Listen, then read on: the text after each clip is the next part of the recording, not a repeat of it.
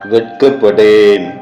இயேசுவை உறுதியாய் நம்பின ஒரு அருமையான வாலிப தம்பி தன்னுடைய நண்பர்களிடம் இயேசு மிகவும் நல்லவர், அற்புதர், நன்மைகளை செய்கிறவர் என்று அடிக்கடி சொல்லி வருகிற ஒரு சுவிசேஷகனாய் தன்னை வெளிப்படுத்தி வருகிறான். ஆனால் அவனுடைய நண்பர்கள் அதையெல்லாம் அசட்டை பண்ணி அவனை கேலி செய்தார்கள், கிண்டல் செய்தார்கள். ஒரு நாள் அந்த வாலிபனை எப்படியாவது வெட்கப்படுத்தி விட வேண்டும் என நினைத்து அவர்கள் கங்கணம் கட்டி பணியாற்றி கொண்டிருந்தார்கள். ஒரு நாள் அந்த வாலிப தம்பி வேலை முடிந்து நடந்து வருகிற வழியிலே அவனை நைய புடைத்து அடித்து உதைத்து விடுகிறார்கள். இயேசு எவ்வளவு வல்லவர், இப்போது உன் இயேசுவால் என்ன செய்ய முடியும் என்று கேலி செய்தார்கள், கிண்டல் செய்தார்கள். அந்த அருமையான வாலிப தம்பி அவர்களை பார்த்து புன்முறுவலுடன், உங்களை மன்னிக்கும்படியாய் என்னுடைய இயேசு எனக்கு சக்தியை அளிக்கிறார் என்று பதிலுரைத்தான். இந்த பதிலை சற்றும் எதிர்பாராத அந்த வாலிப தம்பியுடைய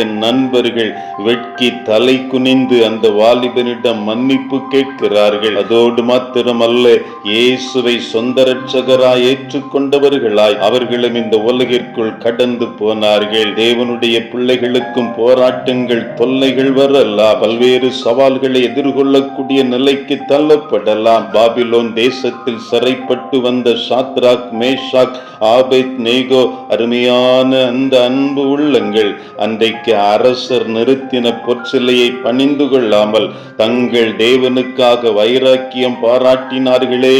7 மடங்கு சூடாக்கப்பட்ட அக்கினி சூளைகளை போடப்பட்டாலும் சேதம் ஒன்றும் அணுகாமல் தேவன் அவர்கள் நடுவில் இருந்து அவர்களை பாதுகாத்ததை வேதத்திலே வாசிக்கிறோமே. இவர்களை அழிக்க நினைத்த எதிரிகள் அழிந்து போய்விடுகிறார்கள். அவர்களைப் போல உலகத்தின் அருவருப்புகளை வெறுத்தவர்களாய் தேவனுக்கு பிரியமாய் வாழுகிற பொழுது நம் நடுவில் உலாவுகிற கர்த்தர் நம்மை வெட்கப்பட விட மாட்டார் அல்லவா? என் ஜனங்கள் ஒருபோதும் வெட்கப்பட்டு போவதில்லை என்று ஆண்டவர் சொல்லி இருக்கிறாரே. நாமும் தேவனுக்கு பிரியமாய் வாழுகிற பொழுது, ஆபத்து காலத்தில் ஆண்டவரை நோக்கி கூப்பிடுகிற பொழுது ஆண்டவர் நம்மை உயர்த்துகிறவர், கரம் பிடிக்கிறவர், கண்ணீரை துடைக்கிற நல்ல ஆண்டவர் அல்லவா? நாமும் கர்த்தரே தேவன் என்று சொல்லி அவரை உயர்த்துவோம். அவரை அன்றி வேறொருவர் இல்லை என்ற நம்பிக்கையோடு வாழ்க்கை பயணத்திலே முன்னேறி செல்லுவதற்கு நம்மை அர்ப்பணிப்போம். கர்த்தராகிய ஆண்டவர் எனக்கு துணை செய்கிறார், ஆகையால் நான் வெட்கப்படேன்,